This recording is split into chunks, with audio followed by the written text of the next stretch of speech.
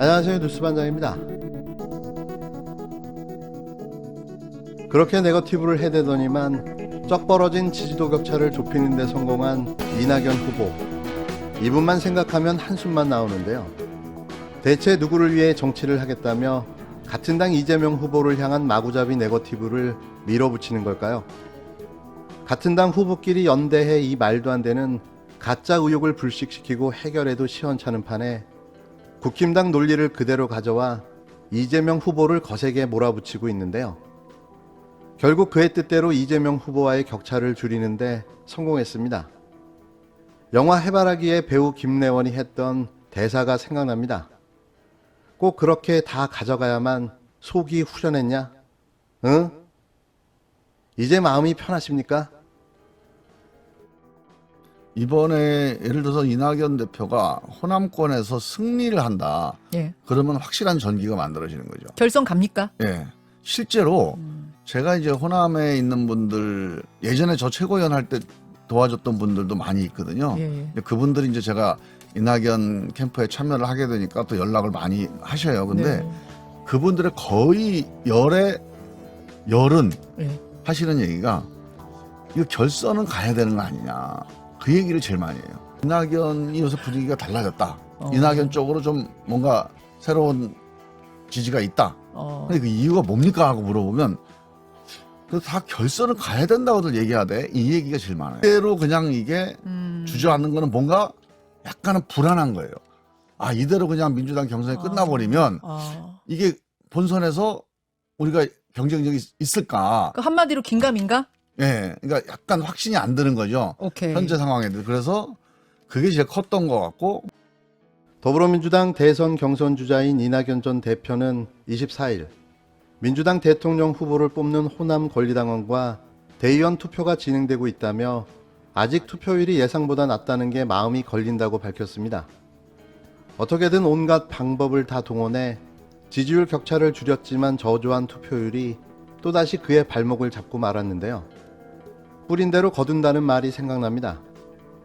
이 전 대표는 이날 페이스북에 호남의 정의로운 선택을 기대한다. 꼭 투표해 주시기 바란다고 적었습니다.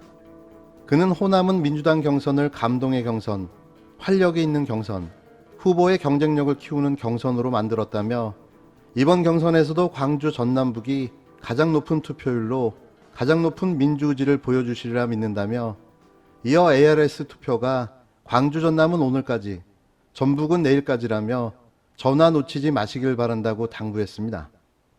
민주당의 텃밭이자 이 전 대표의 역전 승부처로 꼽고 있는 호남에서 경선 온라인 투표율이 예상보다 저조하게 나타나자 ARS 투표 동료에 나선 것으로 풀이되는데요. 민주당에 따르면 광주 전남 권리당원 40.29%, 전남 권리당원 35.69%가 경선 온라인 투표에 참여했습니다.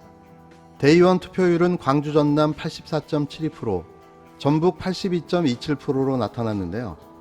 호남 권리당원 투표율은 앞서 진행된 대구 경북 63.08%, 강원 44.13%보다 낮았습니다.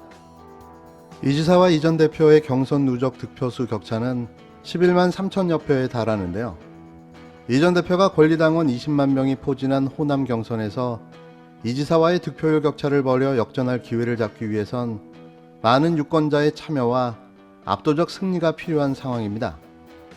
이 전 대표는 국민과 국가의 미래를 위해 지금 저희가 가장 중요한 일은 정권 재창출이라고 믿는다며 민주당 경선이 야당보다 더 치열하고 더 역동적인 감동의 드라마가 되도록 호남이 결단해 주십시오. 판단의 시간이 필요하시다면 결선 투표로 가도록 결정해 주십시오라고 호소했습니다. 이어 그는 민주당의 변화가 시작됐다. 불안하지 않는 안전한 후보, 걱정되지 않는 안심되는 후보, 어떤 검증에도 흔들리지 않는 난공불락의 후보를 찾기 시작했다며 민주당이 정권을 재창출하느냐 아니냐가 여러분께 달려있다. 저 이낙연이 일할 수 있도록 기회를 주십시오. 압도적인 지지를 보내주십시오라고 거듭 당부했는데요. 끝까지 네거티브입니다. 네거티브.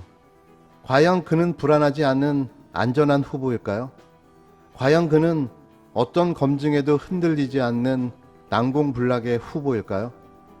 과연 그가 선출되면 민주당이 정권을 재창출할 수 있을까요? 저는 감히 단언하건대 안 된다고 생각합니다. 그 사람이 살아온 궤적을 보면 앞으로 살아갈 방향과 가치를 알 수 있을 텐데요. 답이 너무 뻔하지 않습니까?